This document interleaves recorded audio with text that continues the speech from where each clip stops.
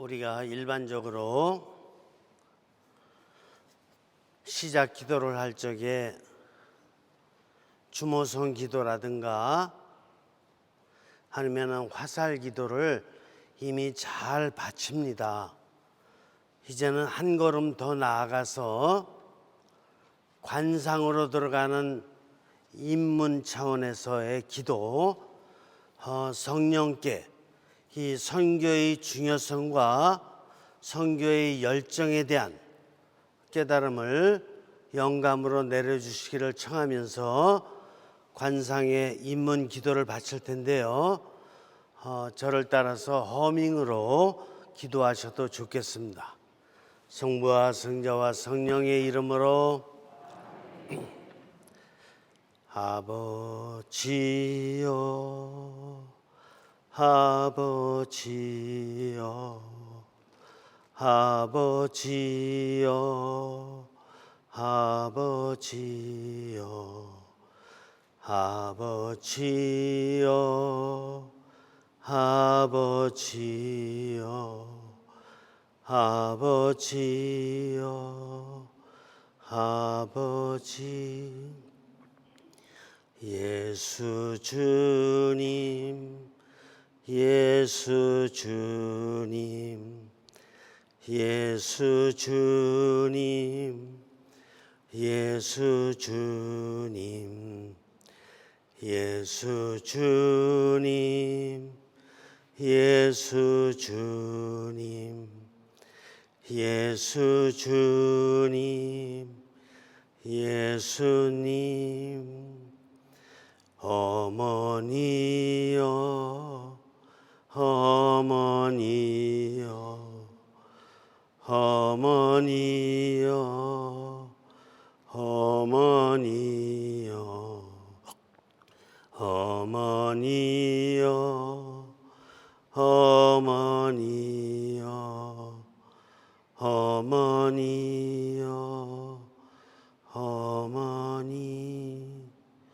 성령이여 성령이여 성령이여 성령이여 성령이여 성령이여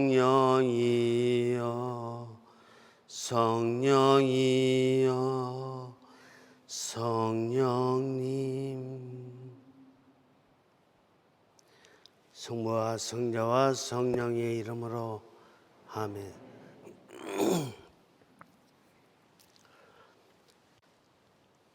하느님께서 이 우주를 창조하시고 인간을 창조하셨죠.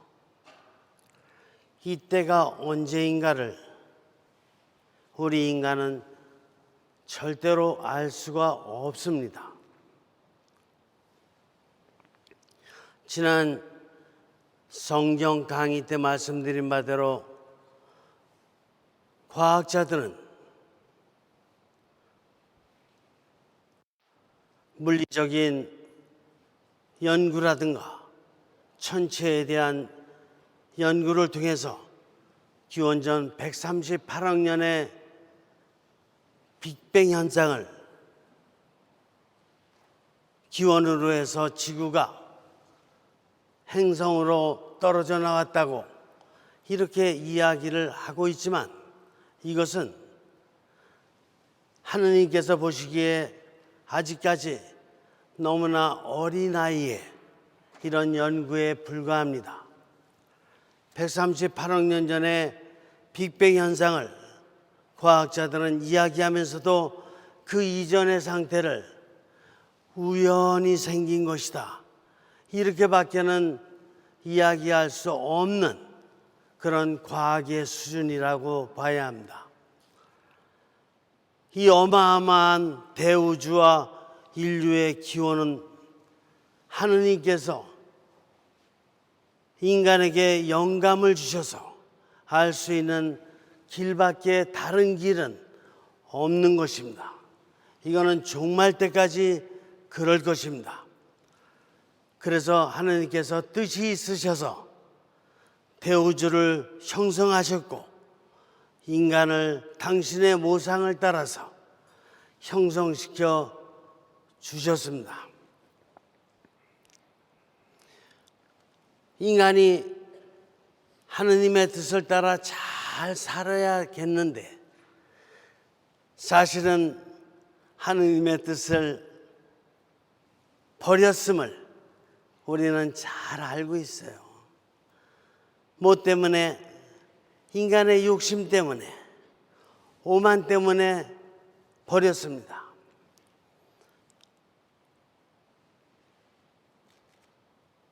우리의 과학적인 연구로 봤을 때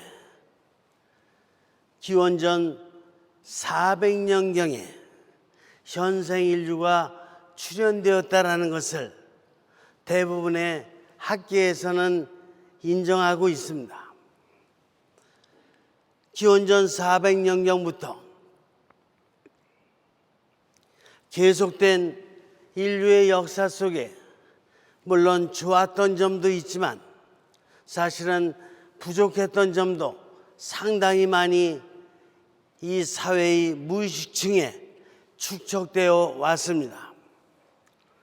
그러는 가운데서도 하느님께서는 홍수 때는 홍수 때, 가뭄 때는 가뭄 때, 병 들었을 때는 병 들었을 때, 인간의 여러 가지 위험들이 있을 때마다 당신의 힘으로 인간을 돌보아 주셨습니다. 그런데도 불구하고 인간의 죄가 사회악이 될 정도로 점점 더 이렇게 큰 악으로 불어나자 하느님께서는 선교를 시작하셨습니다. 이것이 메소포타미아 지방의 하란 지방에 살고 있었던 아브라함의 조상들의 씨앗으로부터 당신의 선교의 씨앗을 뿌리신 것입니다. 그래서 하느님의 영적인 씨앗을 받은 아브라함은 인류 최초로 하느님을 증거하는 선교의 조상이 되었습니다. 우리 보통 믿음의 조상이라 그러잖아요. 그렇지 않나요? 아브라함 믿음의 조상이라고 얘기하죠. 또한 선교의 조상님이 되십니다. 인류 역사상 최초의 선교 활동을 시작하신 분입니다. 하느님의 영감을 받고 나서 길을 떠나 도착한 곳이 가나안 땅이었던 것이죠.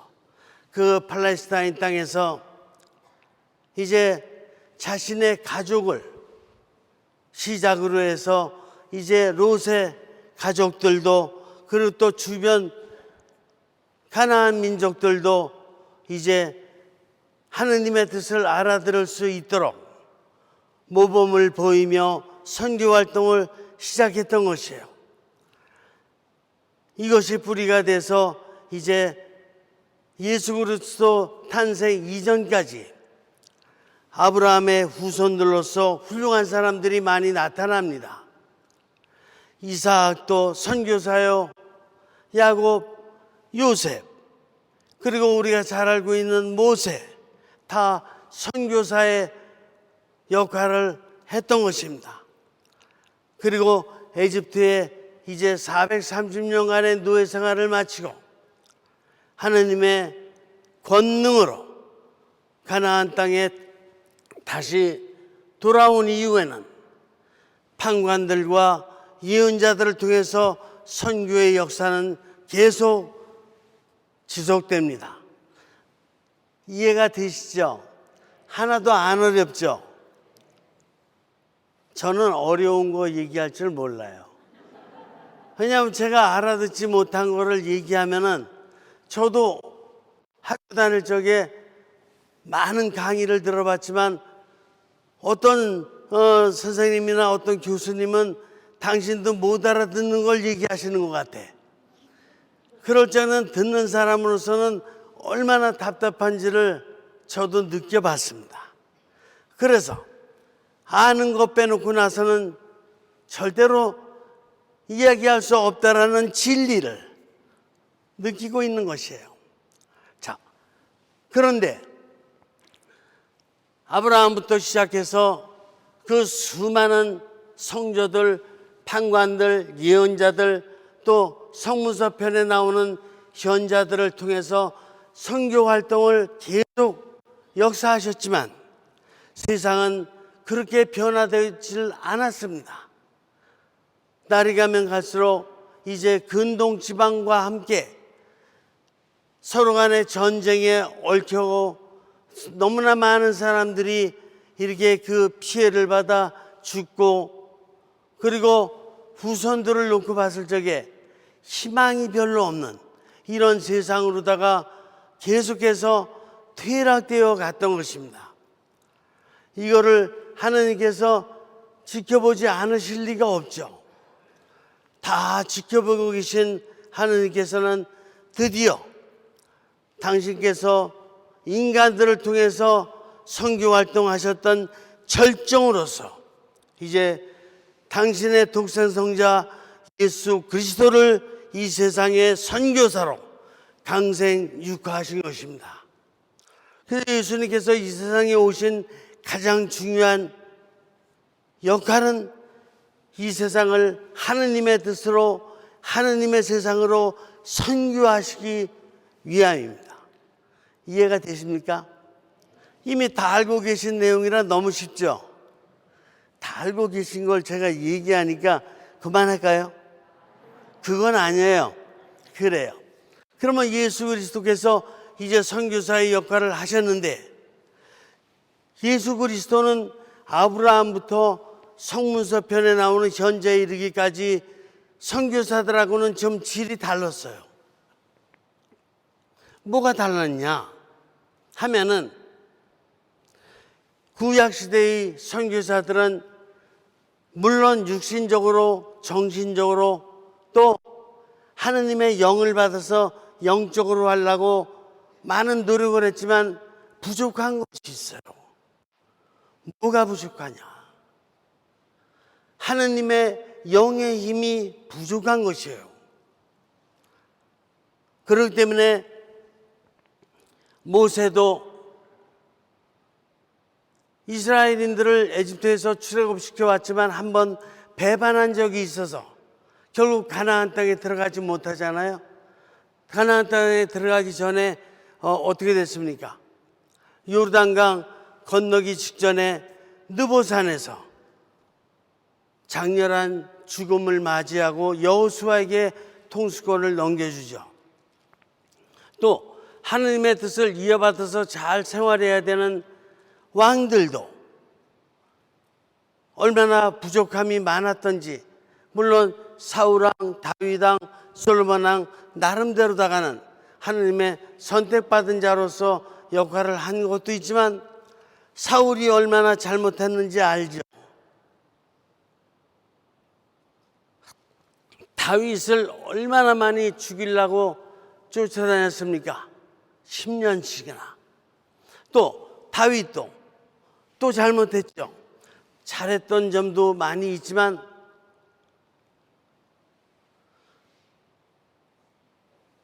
자기의 신복 부하인 주쭈바의 아들, 주쭈바? 우리아의 아들 밧세바, 이 여인을 갖다가 자기가 갈취하기 위해서 자기 부하를 살아 돌아오지 못할 전쟁터로 보내서 죽이고, 이런 잘못을 저지르고 말았잖아요. 솔로몬의 잘못은 또 그거보다 더 크지 않습니까? 세상에 온갖 부귀영화를 다 가졌음에도 불구하고 우리나라로 따지면은 걸상왕, 백제의 의자왕이잖아요. 의자왕 삼촌 궁녀를 거느리듯이 그런 부귀영화에 빠져서 여인들과 놀아나는 이런 잘못을 저질렀으니, 하나님께 선택된 사람들이지만 사실은 육신과 정신적으로 잘한 점도 있기는 있지만 영적으로 얼마나 부족한지, 이런 영적으로다가 부족함은 지금 비단 얘기하는 사람들뿐만 아니라 어떤 판관도 어떤 예언자도 다 나름대로의 부족함과 한계성을 느끼면서 이렇게 살아왔던 것입니다. 이제 예수 그리스도와는 뭐가 다르냐? 예수 그리스도는 육신과 정신과 영의 삼중구조를 지니고 이 세상에 내려오셨으니까 우리 인간들과 똑같은 삼중구조를 지니긴 지니셨지만 우리와 삶의 방향이 달랐습니다. 우리는 육신과 정신의 중심을 두고 살면서 부족한 것이 있을 때만 영을 통해서 하느님께 도움을 청해요. 이런 게 많았던 반면에 예수님께서 사셨던 삶을 보니까 예수님은 항상 영적인 것이 우선이었고 이 영을 가지고 정신을 영화시키고 육신을 영화시키는, 그래서 영이 성령님과 늘 일치되어 계신 가운데 정신을 영화된 정신으로, 그리고 또 육신을 영화된 육신으로 이렇게 변화시켜서 살았으니 예수님의 삶 안에는 부족함이라든가 한계성은 조금도 찾아볼 수가 없는 이런 삶의 모델이 되셨던 것입니다. 그래서 우리가 살아가야 될 삶의 모델은 종말에 이르기까지 예수 그리스도 한 분 외에는 안 계신 것입니다. 그러면 공자님도 닮을 수 있고 석가모니도 닮을 수 있는데 꼭 예수님만 모델이냐? 그렇습니다. 왜 그러느냐? 공자님도 훌륭한 삶을 살으셨고 부처님도 훌륭한 삶을 살으신 건 틀림없지만 육신과 정신적인 차원에서 가장 높은 단계의 삶을 살으셨어요. 그러니까 인간의 뜻으로다가는 가장 높은 뜻의 경지를 가르치면서 깨달으셨던 것입니다. 그런데 예수님은 뭐가 다르냐? 예수님은 육신과 정신 차원에서 인간적인 뜻을 헤아린 것은 물론이거니와 영적으로 성령님과 항상 갈망과 영감으로 커뮤니케이션을 하시면서 성령님의 뜻을 살아가는 삶을 사셨다는 게 가장 큰 차이점입니다. 육신과 정신으로다가는 인간적인 뜻 이상은 찾을 수가 없는 것이에요. 영으로, 영의 힘으로 성령님과 소통하는 가운데서만이 하느님의 뜻, 성령님의 뜻을 깨달을 수가 있고 하느님의 힘, 성령님의 힘을 힘입어서 살아갈 수 있는 것입니다. 차이점이 분명합니까? 분명하지 않아요. 그냥 이렇게 혼란스러워요. 그게 인간의 뜻과 인간의 힘, 하느님의 뜻과 하느님의 힘, 이것이 근본적으로 차이가 큰 것이라 이겁니다. 그런데도 불구하고 불교고 유교고 이런 거 굉장히 훌륭한 고등종교라는 것을 우리는 인정해주고 그들과 함께 어떤 의인으로서의 선인으로서의 협력을 해나가는 것이 하느님의 뜻입니다. 그러나 보다도 하느님의 뜻의 깊은 차원으로 놓고 보면은 유교도 불교도 우리가 보다 더 높은 뜻인 하느님의 뜻을 알아들을 수 있도록 대화해 나가고 이렇게 소통해 나가면서 좋은 모범을 보여줘야 될 바로 그런 입장에 있는 것입니다. 이렇게 예수님께서 보여주신 모델을 따라가야 되는데 이거를 인간으로서 완전하게 정말 따라갈 수가 있겠느냐? 이런 것이 우리 모두의 문제입니다. 인간의 삶을 가만히 놓고 보죠.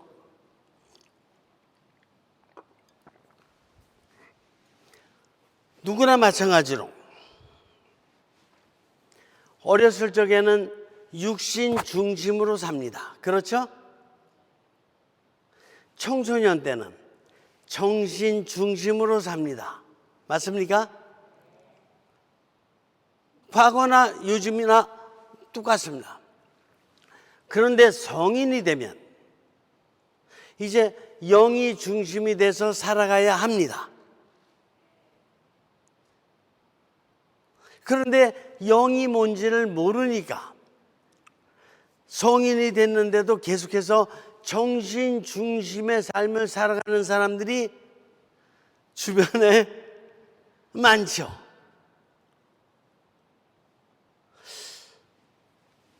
이 부모님이 자녀를 갖다가 기를 적에도 어떤 때 자녀와 소통이 잘 안 됩니다. 자녀들은 지금 정신 중심으로다가 머리가 꽉 차가지고 살아가고 있고, 부모님은 그래도 인생의 연륜과 경험이 있다 보니까 마음이라는 걸 알았어요. 동양의 마음이 서양의 영입니다. 이 마음을 알아들으니까 이제 정신을 뛰어넘어서 마음적인 차원에서 자녀가 잘 되기를 바라는 거 아닙니까? 그래서 영적인 차원에서 자녀를 잘 인도하고 싶은데 자녀는 아직 영이 안 깨었어요. 그리고 정신적인 여러 가지 이런 것만 가득 차 있어가지고 정신이 무겁습니다. 영이 들어갈 자리가 없습니다. 육신과 정신이 분주하고 바쁘면은 영은 힘을 쓸 수가 없는 것이에요. 우리도 육신적으로 정신적으로 아주 바쁘고 이렇게 살아갈 때는 우리 안에 하느님이 머무르실 공간이 없게 됩니다.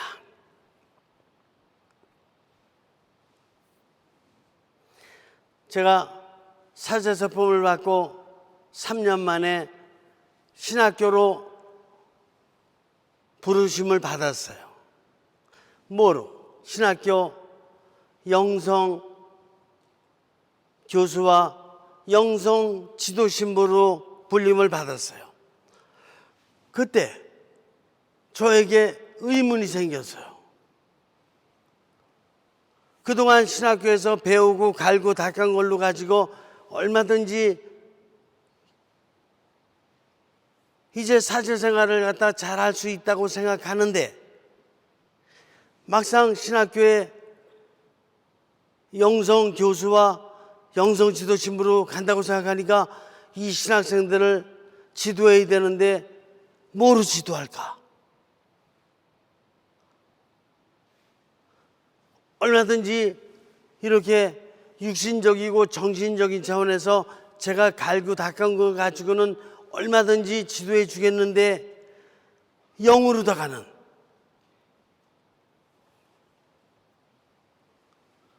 한계를 느끼는 것입니다. 그러나 어디까지나 교회의 뜻에 순명하는 것이 저의 첫 번째 삶의 자세이기 때문에 주교님의 명 따라 들어가죠. 들어가서 3년을 지내는 동안에 제가 신학교 다닐 적에 배웠던 거를 전체를 다, 철학이든 심리학이든 신학이든 영성이든 다 다시 한번 점검하면서 하느님께서 주시고자 하는 영의 힘이 무엇인지를 꿰뚫어 보려고 했는데 어려웠어요. 그래서 그때부터 동국대학교를 교회 가서 불교에 대한 모든 것을 다 자료를 수집하고, 성균관대학교 가가지고 유교에 대한 것을 다 수집해가지고, 다른 종교에는 영에 대한 수련이든지 영에 대한 원리를 좀 더 배울 수 있는 건 없을까? 다 뒤져봤는데 거기는 더 없어요. 인간적인 차원에서의 좋은 수련법이나 이런 거 원리는 있지만 영적인 차원에서의 수련법과 원리는 없더라고요. 그래서 여러 가지로다가 이렇게 고민을 하는 차에 어느 날 갑자기 특강이 있다 그러더라고요. 미국에서 오신 영성 과학자분인데 특강을 하겠다고. 그래서 가서 들어보니까 칠판에다 딱 쓴 글이 뭐냐면은 영성 사이언스, 스피리추얼 사이언스, 영성을 과학적으로 하겠다 이겁니다. 철하고 영성을 모를 리가 없어요. 2000년 그리스도의 역사에 있는 영성을 전 다 외우다시피 다 전통적 영성을 했는데, 그런데도 막상 신학생들을 가르치려다 보니까 그냥 두리뭉실한 영성은 가르칠 수 있으나 뭔가 이 개인이 얼마나 독특하고 유일무이한 존재들입니까? 이렇게 대중적인 교육 가르치는 것과 신학교에서 각계 전투로다가 다 유일무이한 사람들의 영의 힘을 찾아주는 것과는 다르지 않습니까? 바로 이 점이 저에게 의문이었던 것이에요. 그래서 과학을 영성적인 과학을 한다 그러고, 과학적인 신학을 한다 그러고, 과학적인 인간학을 한다 그러고, 그렇기 때문에 저는 얼른 그 해년도에 학생들 시험 점수 내주고 나서 방학하는 그 이튿날 미국으로 달려갔습니다. 피츠버그 듀케인 유니버시티에 가서 이제 공부를 시작하는데 여태까지 나와 있었던 지난 과거의 전통적인 영성, 이건 하나도 없고, 현대의 모든 학문, 과거의 모든 전통을 다 통합한, 즉 철학과 심리학과 여러 방면의 인간학과, 생물학과, 물리학과, 천문학과, 모든 것을 다 종합한 이런 종합적인 영성이요, 종합적인 인간학으로서의 신학문을 세계 최초로 창설해서 가르치고 있더라고요. 그래서 그걸 배우는 가운데 깊이 있게 깨달았습니다. 내가 학생들을 가르치는데 부족함과 한계를 느꼈던 건 바로 이것이로구나. 뭐냐? 공부를 다 마치고 나서 저는 고백했어요. 처음에 미국 가서 공부를 시작할 적에는 I was a baby, 이렇게 얘기를 했던 것입니다. 유아인지 알았어요. 그런데 이 통합학문을 다 공부하고 나서 보니까 I am nothing, 나는 아무것도 아니다라는 것을, 거의 무에 가깝다라는 것을 알아듣게 되더라고요. 그러면서 God is everything, 하느님이 모든 것이라 이거예요. 나도 아무것도 아닌 건 아니지만 나에게 점수를 준다면 2%, 98%는 하느님 것. 이 인류 역사에 나와 있었던 모든 학문을 통합학문, 신학문을 과학적으로 공부하다 보니까 역시 하느님이 이 인류 역사를 얼마나 치밀하고 섬세하고 과학 이상의 초월적 과학으로 이렇게 돌봐주셨는지를 깨달으면서, 제가 그까짓 거 전통적으로다가 나와 있었던 거 조금 어떤 공부한다 그래서 그것도 신학과 영성 쪽은 공부한 거 가지고 이거 가르친다라는 게 얼마나 부족한 건지를 정확히 알아들었어요. 그러고 나서 그때부터 이제 저는 새로운 삶을 살기 시작한 것입니다. 영을 깨닫고 나니까 육신과 정신으로 하는 일이 어떤 것인지를 정확히 알게 됐어요. 육신은 뭐야? 육신은 오감이에요. 오감을 가지고 이렇게 여러 가지 세상으로부터 많은 정보와 어떤 이런 걸, 에너지를 받아들입니다. 이걸 받아들이면 자동적으로 정신은 이것을 기억해 뒀다가 이것을 갖다가 판단 내리고 계획하고 추리하고 상상하고 예견하고 이런 일을 자연스럽게 하는 것이에요. 그리고 나서 만들어진 계획과 뜻은 내 것이에요. 내 계획이고 내 뜻이라 이겁니다. 이해가 되십니까? 이거 어렵지는 않은데 굉장히 여기가 중요한 대목이에요. 그러구나. 여태까지는 그 상태에서 이제 삶을 살았던 것입니다. 그 상태로 학생들을 지도하려고 그랬던 것이에요. 그러니까 내가 여태까지 깨달은 거 가지고 지도한다는 것이 내가 깨달은 게 배운 게 많이 있다고 하더라도 잊어버린 건 더 많아요. 안 그렇겠습니까? 배웠다고 하더라도 내 머릿속에 남은 게 얼마나 남았어요? 몇 가지 없는 것이에요. 잊어버린 거 투성이고. 그런데도 불구하고 그 중앙만한 나 아는 거 가지고 그 학생들을 지도하려고 이렇게 마음을 먹으면서 이건 아니다라는 걸 깨달았다라는 게 은총이에요. 가서 과학적으로 다 배우다 보니까 인간의 육신의 오감으로 받아들인 모든 정보의 에너지를 정신으로 여러 가지 노력을 하는 가운데 내 것으로 만들고 그 다음에 영은 뭐 하는 기능이냐? 바로 육신과 정신으로 노력했던 이 결과들을 이제 영을 통해서 성령님께 드리는 것이에요. 영을 통해서 하나님께 드리는 것이에요. 이걸 갖다가 뭐라 그러는 거냐? 이걸 맡김의 기도라고 하고, 그리고 성령님께 맡기면 내가 단순해지거든요. 이걸 단순함의 기도라고 하고, 성령님께 갈망으로 맡겼을 적에는 이제 영감을 기다리면서 맡기는 거거든요.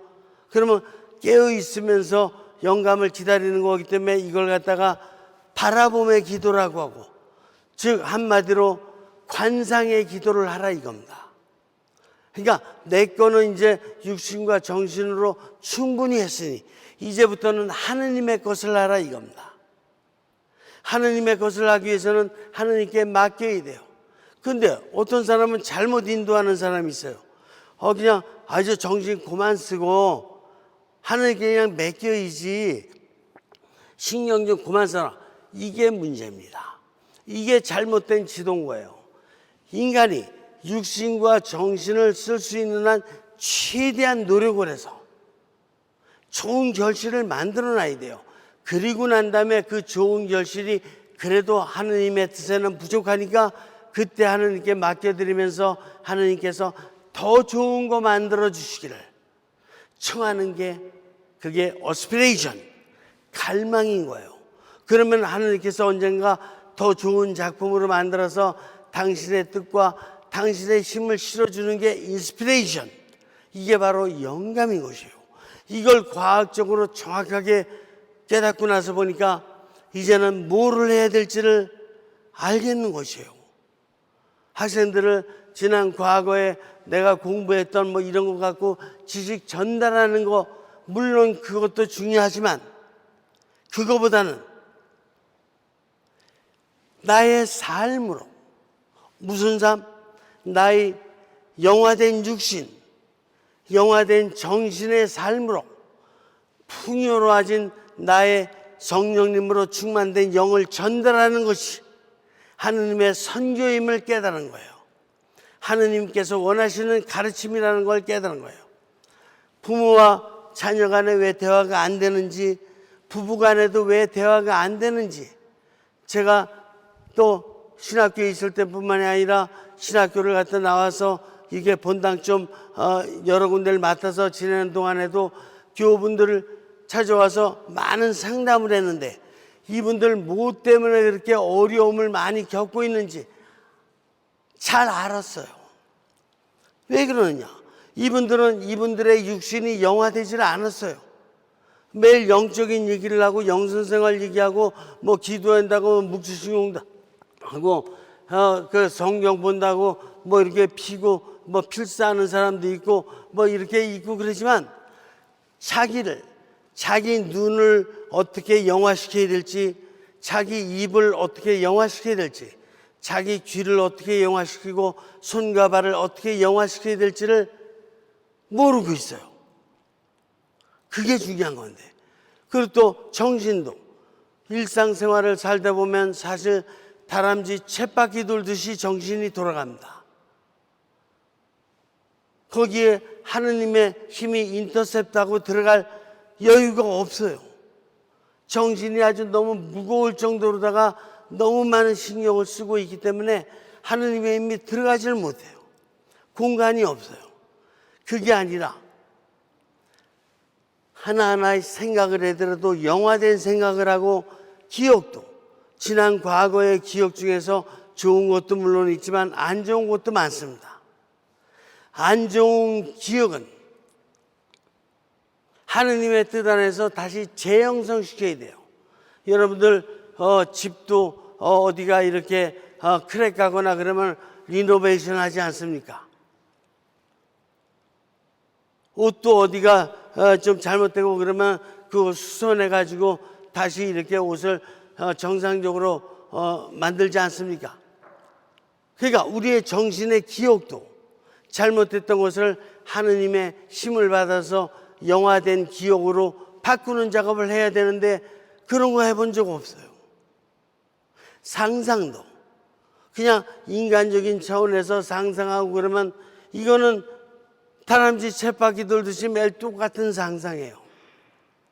그게 아니고 영화된 상상을 하려면은 내 삶이 영화된 정신을 쓰고 그럴 적에 영화된 스피리추얼 이미지네이션, 영적인 상상은 정신적인 상상과는 질이 달라요.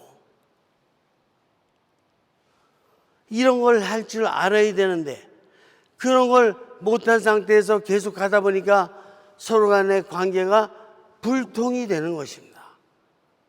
연결이 안 돼요. 부부 일심동체, 이건 말만 그렇지 어떻게 일심동체가 됩니까? 일심동체 되는 길이 있는데 이거는 영화된 육신, 영화된 정신을 가질 수 있다면 일심동체가 돼요. 그러나 그렇지 않고 그냥 어렸을 때부터 육신 성장했고 또 정신 성장했고 그 육신과 정신으로 계속 살아갈 적에는 너와 나는 별과 해와 같이 달라요. 그런 차이가 나는 거예요. 너와 나는 완전히 유일무이한 존재이기 때문에 완전히 다른 거예요. 하느님의 힘으로 영화되었을 때만이 이제 연결점이 생기는 것이에요. 그런데도 불구하고 그냥 너무나 쉽게 그냥 서로 저기 가서 말이야 오늘 외식 한번 하고 오면은 같이 일체가 되는 건지를 알고 같이 등산 한번 갔다 오면 부부가 또 일치가 되는 건지를 알고 친구 관계도 마찬가지고 직장 동료도 마찬가지고 대충 그렇게 하면 일치가 되는 건지를 알고 다 허상 속에서 살고 있습니다. 영을 모르니까. 인간이 한다라는 힘이 얼마나 그게 큰 힘인지 작은 힘인지 분별조차도 못하고 신앙생활을 하고 있는 것이에요. 말로만 껍데기만 그냥 하느님 얘기, 신앙 얘기, 종교 얘기 이렇게 하고 있다 이겁니다. 여러분들 부부간의 관계, 부모와 자녀 간의 관계뿐만 아니라 이 세상을 좀 알아야 돼요. 이 세상이 어떤지 알아야지만이 선교가 뭔지를 알아요. 여러분들 선교 몇 명 해봤죠? 각자가 다 다를 텐데 한 10명 정도는 해봤다 하시는 분 한번 손 들어 보실래요? 죄송하지만 그래요. 100명 1000명 그래요. 75억인데 100명 갖고는 별거 안 되네. 근데 100명인 것도 많다라고 생각이 들잖아요. 그렇지 않습니까? 그리고 어떤 의미에서는 자기 가족도 선교 해야 될 텐데 고민 많잖아요.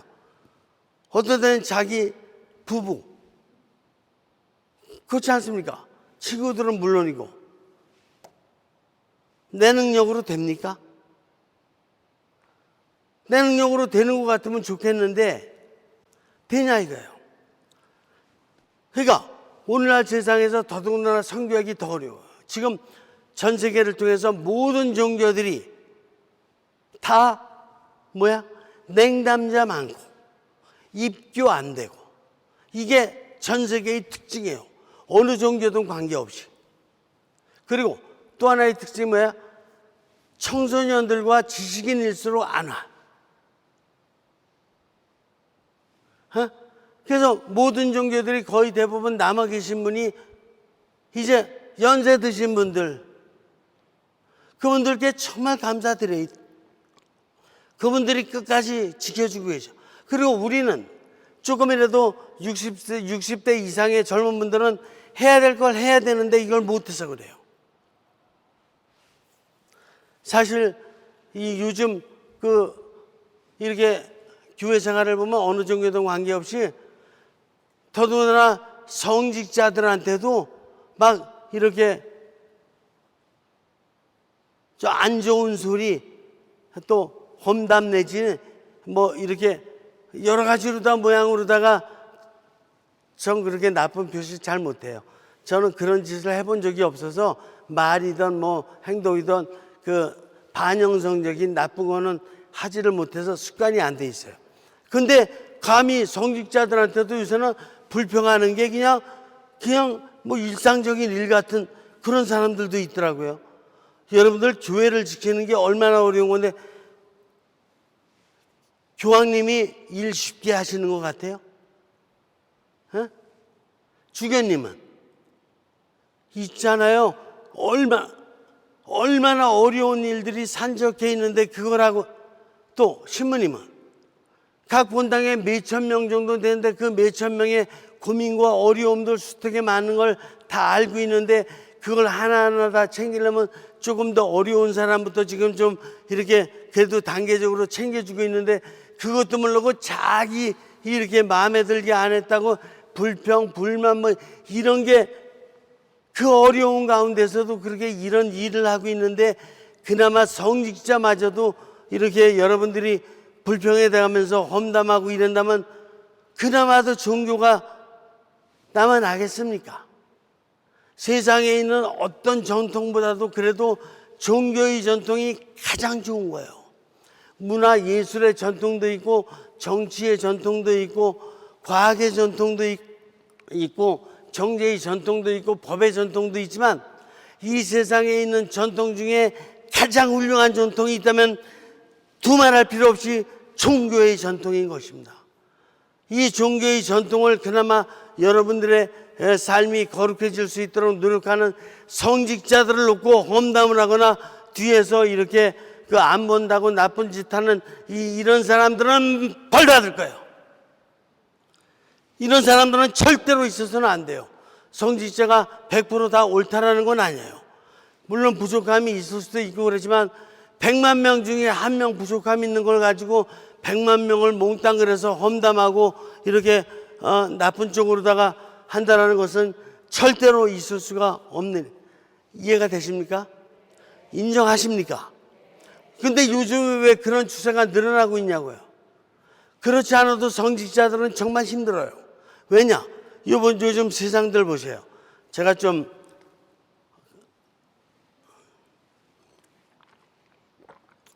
학문적인 얘기 같지만 어렵지 않아요. 제 얘기 들으면은 오히려 넓게 이렇게 깊게 이해할 수 있고 좀 좋은 기회일 수 있어요. 요즘에 인간 생각을 많이 한다라는 이런 철학을 갖다가 뭐라 그러냐면은 초월주의적 철학이라 그래요. 근데 이 초월주의는 정신의 초월이야. 그냥 쉽게 듣고 잊어버리세요. 정신의 초월. 이게 왜냐면 중세시대 때까지는 그래도 신앙적인 여러 가지들이 굉장히 많이 발전돼서 영적인 기운이 많이 꼽혔어요. 물론 마지막에 조금 부족한 점이 있긴 있었지만 99%는 좋았어요. 그런데 그때 이후로다가 이제 근세가 들어서고 르네상스가 들어서면서 여러분들 들어보셨죠? 데카르트. 나는 생각한다. 고로 나는 존재한다. 생각한다. 그래. 생각한다는 게 나쁜 게 아니죠. 나는 생각하면서 존재한대. 거기서 생각에다가 강점을 뒀어요. 그러고 나서 보니까 또 이 계속해서 철학이 발전되면서 보니까 다음에 이제 칸트가 또 나오네. 다 들어보셨죠? 칸트가 나와서 뭐라 그러냐면은 순수 이성 비판, 실천 이성 비판, 판단력 비판, 그래가면서 이성 가지고 이성적인 판단만 계속 일생 동안 한 거야. 이성 가지고 계획하고 판단 내는 거 다 좋은데, 그러면서 마지막 결론이 뭔지 아세요? 하느님은 불가지래. 그렇지. 순수 영이신 하느님을 인간의 정신으로 깨달을 수 있을 것 같으면 인간의 정신과 하느님이 맞먹는 거예요. 인간의 정신 갖고 절대로 순수 영이신 하느님을 깨달을 수 없죠. 그러니까 칸트가 그렇게 많이 순수 이성, 실천 이성, 비판력 비판으로 했지만은 결국은 하느님에 대해서는 불가지라는 결론을 내린 거예요. 이걸 또 자꾸 연결해 가다 보니까 그 다음에는 해겔이 나오는 거예요. 해겔이 나오더니 뭐라 그러냐면은 아주 정반합 이런 변증법적인 논리로다가 정반합 정신을 계속하다 보면 자꾸 뭐가 더 초월된대. 더 깊은 걸 깨닫게 된다 이거죠. 그래가면서 이 깨달음의 끝에 가면 절대 정신이 된대. 인간의 정신이 절대 정신이 돼. 우리 그러면 자칫 잘못하면 이 사람들 얘기 잘못 들으면 절대 육신 되겠어. 육신도 한계가 있고 정신도 한계가 있고, 이게 하느님께서 인간을 탄생시키실 때 만들어 놓으신 조건이에요. 근데 무슨 절대 정신이 되냐고. 이걸 또 물려받아가고, 샤르트르 현대 철학자죠. 샤르트르는 이걸 물려받아가고 자기 의식으로다가 해서 아주 세계를 갖다가 자기 의식 안에 다 담을 수 있대. 자기 의식과 세계를 갖다 동일시하는 거예요. 이렇게 헛된 생각을 하다 보니까 샤르트르는 어떻게 죽죠? 샤르트르는 허무주의로 죽는 거예요. 마지막에 샤르트르의 작품 보세요. 벽이다, 구토다. 이게 인생이 다 벽 같다 이거야. 그리고 구토가 난다 이거야. 이러더니 허무실존주의로다가 결국은 생을 비참하게 정신병자로 마감하는 거 아닙니까? 인간의 정신이 다가 아니라니까. 그런데도 불구하고 데카르트 때부터 시작해가지고 샤르트르에 이르기까지 이런 정신초월주의, 이게 초월주의적 철학이에요. 지금 하이데거도 마찬가지고 다 이 안에 들어오는 거예요. 그리고 또 오늘날 인간에 대한 과학혁명으로다가 일어났던 것이 심리학 아닙니까? 심리학이 인간에게 좋은 유익한 여러 가지 도움도 많이 주고 있는데, 인본주의 심리학 보세요. 인본주의 심리학 보면 아브라함 마슬로우의 자아 실현을 위한 5단계의 아주 이런 어떤 그 이론이 있어요. 또 칼 로저스, 제가 뭐 이렇게 외국 이름 자꾸 되면 힘드시니까 인본주의 심리학자들이 오늘날의 대가들이에요. 왜 그러냐면은 심리학이 처음에 출발했을 적에 정신분석 심리학에서 행동주의적 심리학으로다가 이렇게 발전되고, 행동주의적 심리학에서 인본주의적 심리학으로다 또 발전되고 이렇게 된 거거든요. 그래서 오늘날의 심리학자들의 거성들은 다 인본주의 심리학자라고 볼 수가 있는데, 이분들이 다 뭐라 그러지 알아요? 인간의 의식으로, 의식이란 곧 정신을 얘기하는 거예요. 인간의 정신으로 자아 실현을 할 수 있고 세상을 변화시킬 수 있다, 이렇게 보는 거거든요. 근데 인간의 정신으로 나를 완성시킬 수 있다고요? 인간의 정신은 본래부터가 부족하고 나약하고 한계가 있는 거라니까요. 어떻게 내 정신으로 내가 완성된 삶을, 완성된 자아를 만드냐고. 이렇게 잘못된 관념에 빠져 있는 거예요. 철학도 그렇고 심리학도 그렇고. 물론 유실론적인 철학, 유실론적인 심리학을 하는 사람도 있는데 불과 극소수예요. 이런 거에 영향을 받다 보니까 오늘날의 과학도 보세요. 자연과학이 이렇게 16세기부터 이렇게 발전되기 시작하는데 바로 이런 철학과 이런 심리학의 영향을 아니 받을 수 없고 받다 보니까 어떻게 되는 거예요? 여러분들 잘 아시다시피 AI 잘 아시잖아요. 인공지능. 요즘 음식점 가도 이렇게 배달하는 서비스맨이 다르잖아. AI가 해주잖아. 그죠? 그 다음에 사물 인터넷, IoT. 사물 인터넷이 또 연결돼가지고 그냥 이게 얼마나 일을 많이 합니까? 초인종부터 시작해가지고 뭐 별의별 일, 무인 자동차. 이 무인 자동차, 이게 다 사물 인터넷이거든요. 여러분들 이미 저보다 더 많이 활용하고 계셔요. 엄청 많습니다. 이런 거. 빅데이터. 빅데이터를 통해서 상업화를 이뤄나가는데 그냥 이게 막 전 세계의 모든 정보를 갖다가 빅데이터를 하는 이런 CEO들이 가장 많이 정보를 갖고 있다는 거 아니에요? 이런 거에 다 몰려 있어요. 그리고 요즘에 그러면 이런 것에 대한 관심을 떠나서 영적으로다가 이렇게 영화된 관심을 쓰는 사람 별로 없어요. 영성생활은 영성생활이고 이런 학문은 학문이고 이런 과학은 과학이고 이런 것들이 영향을 미치다 보니까 오늘날의 세상을 실용주의라고 그러는 거예요. 실용주의가 뭐야? 이제 정신도 필요 없어. 실천을 해서 좋은 물건 내가 갖고 좋은 가치관 있고 좋은 빌딩에서 잘 살면 되는 거야. 이게 실용주의 아닙니까?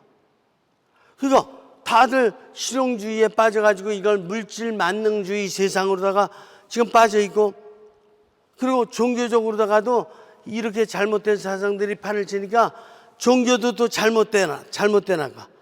뭐가 잘못돼 나가는지 아세요? 여러분들 요즘 못 들어보셨죠? 영신주의라는 게 있어요. 영신주의는 뭔지 알아요? 자기가 받은 영감이 최고라는 거야. 뭐 객관적이고 어떤 누구의 사상이 이거 다 필요 없고 자기가 받은 영감이 최고라는 거야. 이게 지금 우리나라도 여러분들 뭐 신천지라든가 신흥 종교들 교주들이 자기가 받은 영감이 최고라고 나오는 거 많이 우리 주변에서 쉽게 볼 수 있잖아요.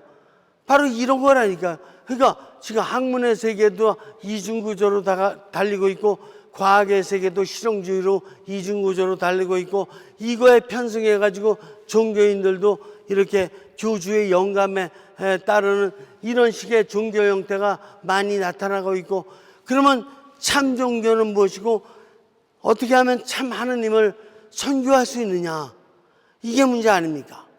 사실 가톨릭 교회의 특징이 있어요. 뭐가 특징이냐면 오류가 별로 없어요.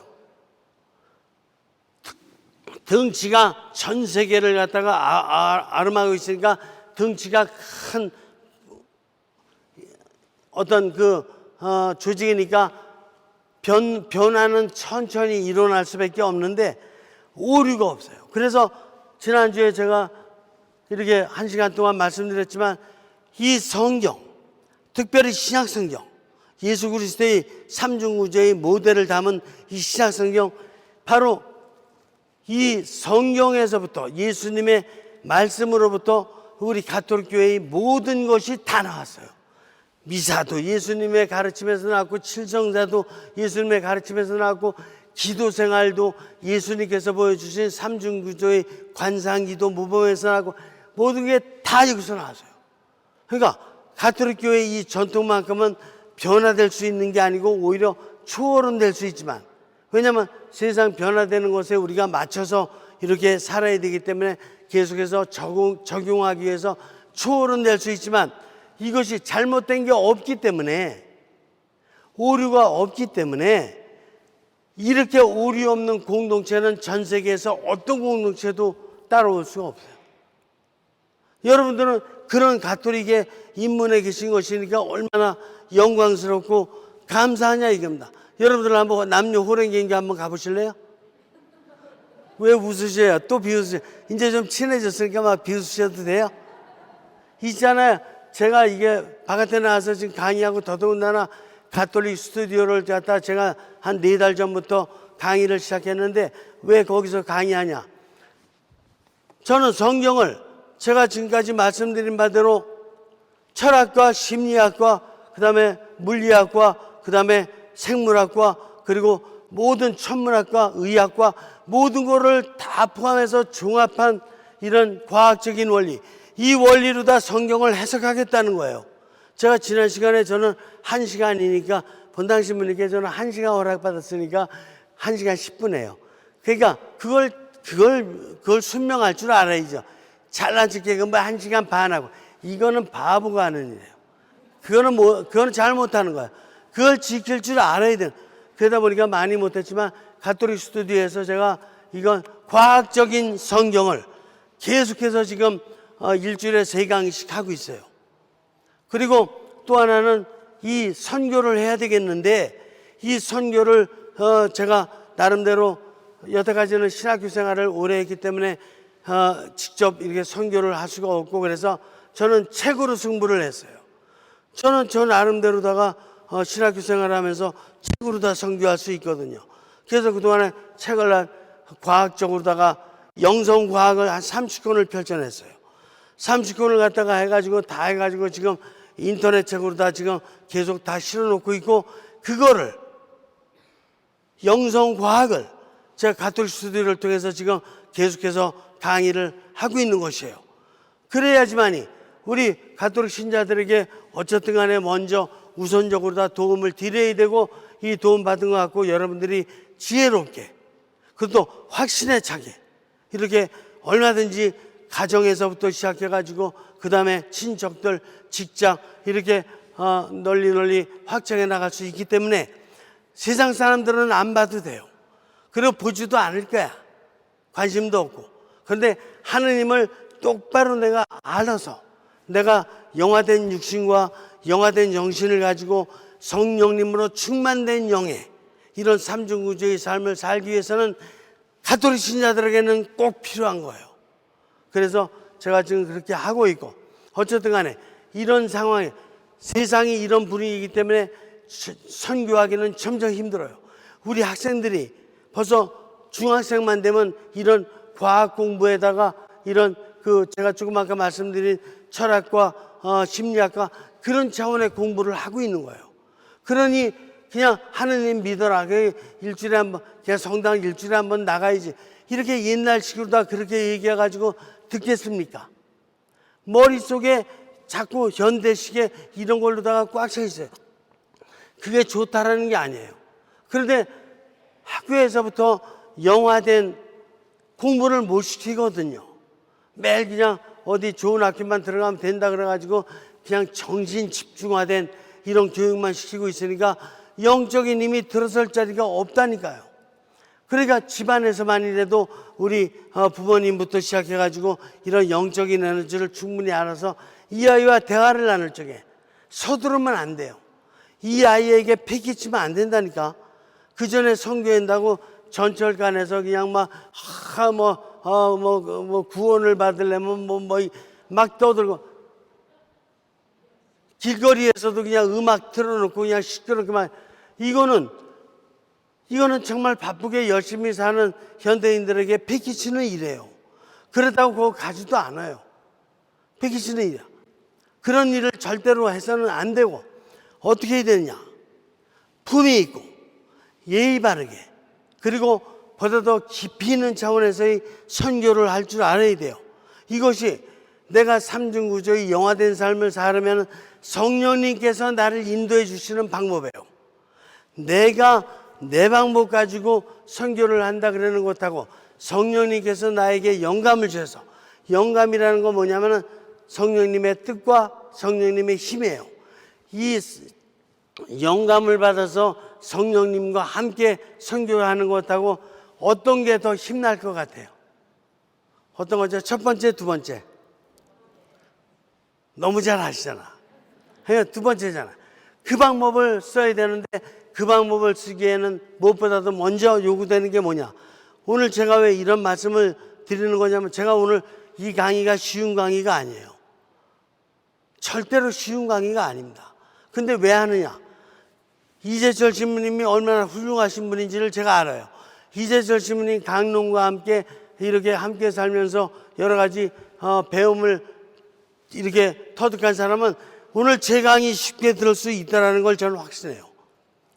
그렇기 때문에 이게 나 먼저 나를 갖다가 영화시키고 그 다음에 영으로 다 성령으로 다 충만하고 이렇게 되면은 이 내 자녀한테 내 배우자한테 조금 더 패키치지 않고 오히려 내가 아주 모범된 삶을 살면은 자녀가 나한테 오고 싶어 하는 거예요.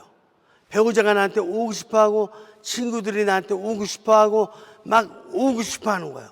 왜 그러냐? 이 현대 과학과 어떤 현대 사상들의 한계가 뭐냐면은 그들은 머리 써서 막 했지만 그들 안에 정신병들이 엄청 많아요. 왜냐? 정신을 너무 많이 써가지고. 예수님께서 말씀하셨죠. 무거운 짐을 지고 허덕이는 자 나에게 오라. 현대인들에게 딱 맞는 말이에요. 말씀이에요. 현대인들이 정말 정신이 무거워서 다 가분수가 돼 있어요. 근데 그렇게 살면 안 되거든요. 그렇게 살면 자기가 무너지는 거예요. 그렇기 때문에 요즘에 병 중에 가장 많은 병이 정신병이에요. 과학자들도 정신병자, 학문의 어떤 학자들도 정신병자, 학생들도 정신병자 수두룩하게 많다고요. 그러니까 이분들을 정신병자를 어떻게 다뤄야지 되는 거냐 하면은 가서 이렇게 하는 거예요. 제 눈 보이세요? 제 눈 보이세요? 이쁜 눈 뜨는 거야. 그리고 제 입 보이세요? 그러니까 나쁜 말, 절대로 부정적인 말이라든가 과거에 실망스러운 거 이런 거 절대로 얘기하지 말고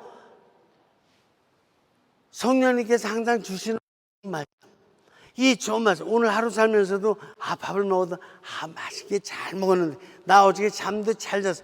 좀 덜 잘 잤어도 그래도 8시간 다 못 잔 건 아니잖아요. 그죠? 그러니까 이렇게 항상 이쁜 게 거룩한 거예요. 이렇게 하고 그러면은 다 찾아온다니까. 제가 있잖아요. 미국 갔다 오니까 제가 중고등학교 때 저도 나름대로 친구가 있거든요. 중고등학교 친구가 한 5명 있는데 미국 갔다가 오니까 5명 친구가 다 영세 받았더라고.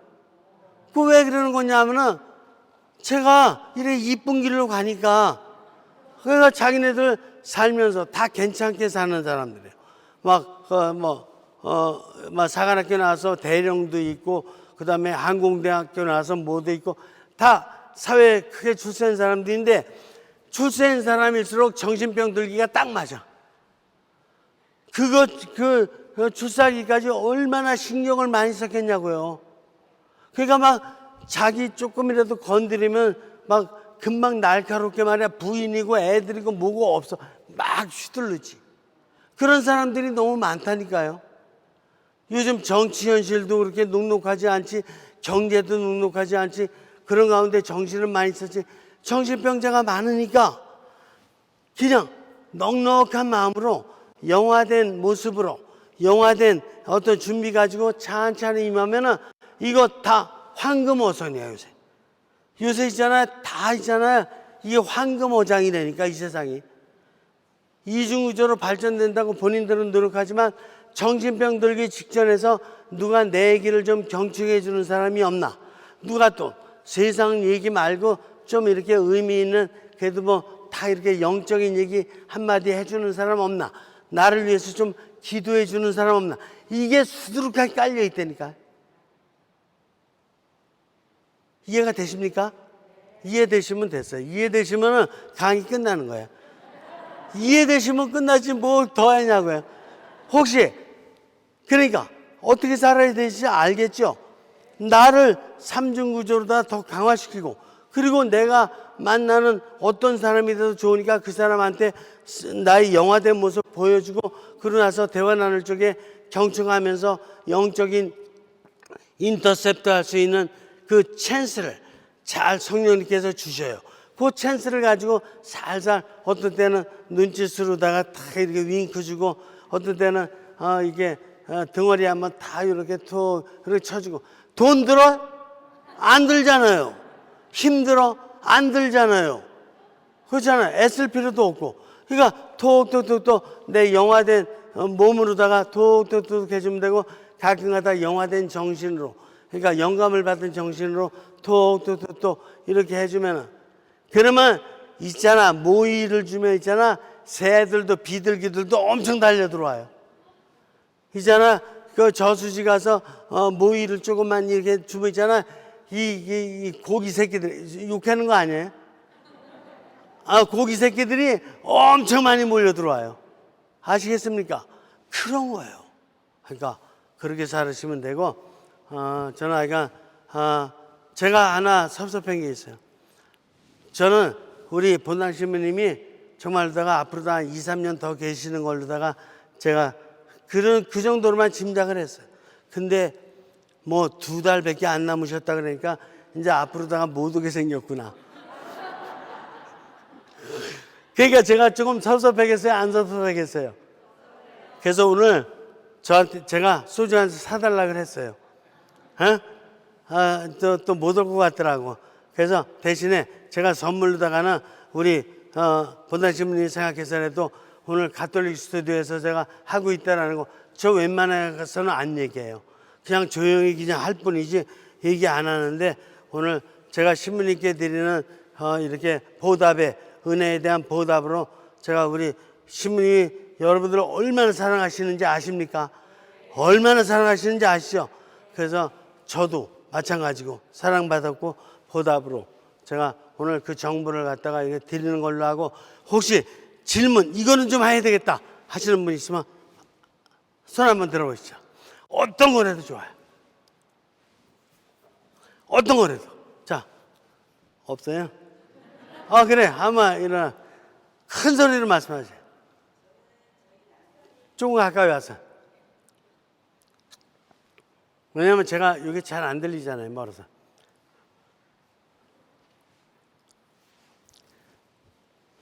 자, 영광스럽게 마이크도 드릴게. 이거 얼마나 좋아요, 그죠? 이게 하느님 집이에요. 그냥 하세요. 오늘 저기 말씀 너무 재밌게 잘 들었고요.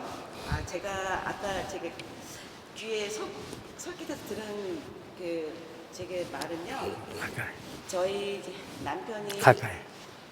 저희 남편이 이제 저랑 같이 이제 성당을 다니는데요. 사실 성당 다니고 세례를 받았는데 불교의 심취해 있는 사람이에요. 그래서 저랑 이제 항상 차를 마시며 아침에 대화를 하는데 항상 부처님이 더 훌륭하시다라고 말씀을 하세요. 저한테. 그러면서 하는 말이 예수님보다 더 먼저 태어나셨기 때문에 그 예수님의 그 공생활 활동을 우리가 일상적으로 밝혀지지 않는 그 시기가 있었다.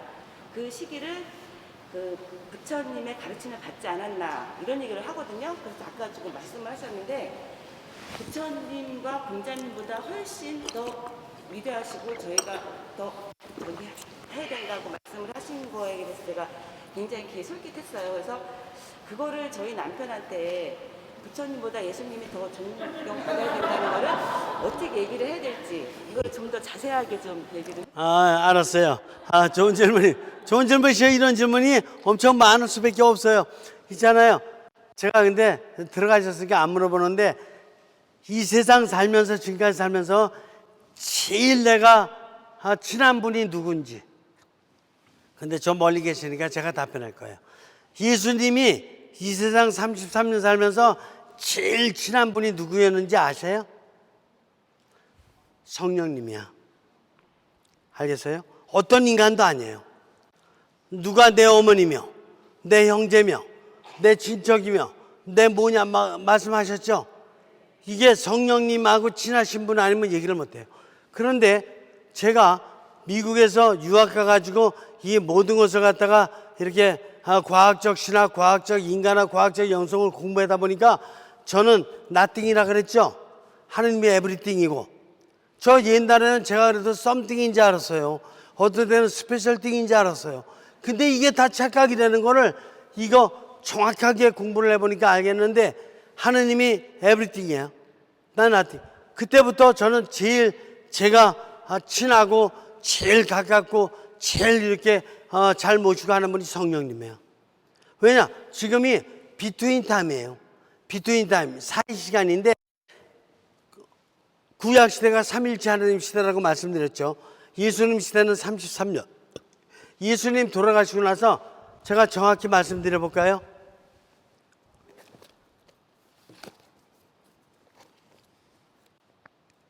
중요한 거 말씀드리려고 그래. 이제 시간은 다 됐기 때문에 정확히. 내가 떠나는 것이 너희에게 이롭다. 내가 떠나지 않으면 보호자께서 너희에게 오지 않으신다. 내가 지금 너희에게 할 말이 아직도 많지만 너희가 지금은 그것을 감당하지 못한다. 그러나 그분 곧 진리의 영께서 오시면 너희를 모든 진리 안으로 이끌어 주실 것이다. 그분께서는 스스로 이야기하지 않으시고 들으신 것만 이야기하시며 또 앞으로 올 일들을 너희에게 일러주실 것이다. 그분께서 나를 영광스럽게 하실 것이다. 아버지께서 계신 곳은 모두 나의 것이다. 그렇기 때문에 성령께서 나에게서 받아 너희에게 알려주실 것이라고 내가 말했다. 있잖아요. 예수님이 가장 친하신 분이 성령님이셨어요. 저도 제일 친한 분이 깨닫고 나서 보니까 제가 영을 깨닫고 나서 보니까 성령님이더라고. 육신과 정신으로다가는 그 전에 제가 좋아하는 사람 있었겠쇼 없었겠쇼. 있으니까 육신적으로 저. 근데 영을 깨닫고 나니까 성령님이죠. 영을 깨닫고 나니까 성경이 최고고 성경에서 나온 가톨릭의 모든 전통들이 인류 역사의 어떤 전통보다도 가장 최고라는 것을 깨닫게 되니까 석가모니나 부처님이라든가 공자님 다 좋다니까. 그러나 그분들은 제일 친한 분이 누구예요? 없어요. 하느님이 아니야. 그러나 그 남편하고 얘기할 적에는 어떻게 얘기해야 되냐면 당신은 거기까지 깨달았으니 엄청 훌륭하고 엄청 유능하고 어쩜 이렇게 당신 그렇게 훌륭해 이렇게 얘기해야 돼요. 그런데 더 훌륭하고 더 아주 이런 분이 있다는 거를 이제 자매님 모습을 보고 깨달을 거예요. 왜? 자매님이 성령님을 보여주실 것이니까. 됐습니까?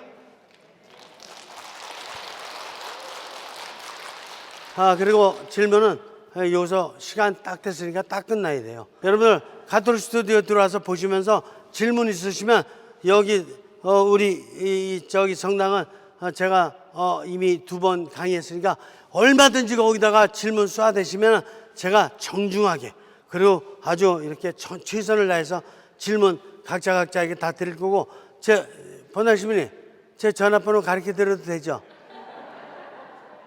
그래. 저한테 전화 걸으셔도 저는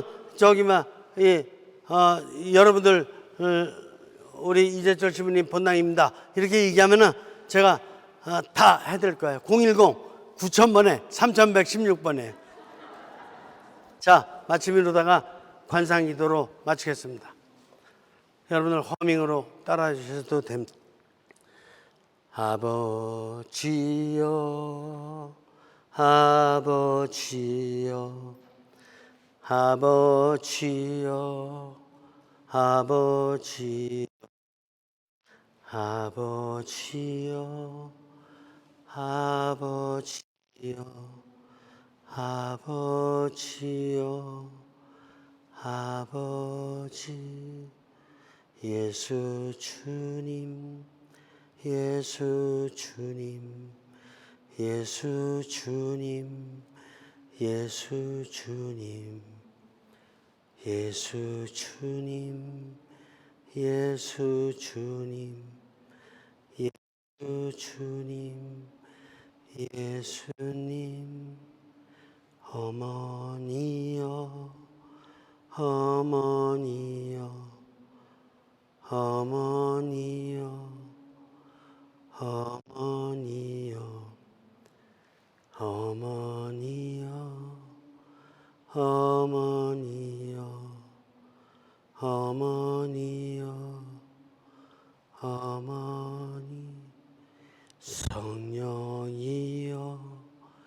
성령이여 성령이여 성령이여 성령이여 성령이여 성령이여 성령 성부와 성자와 성령의 이름으로 고맙습니다.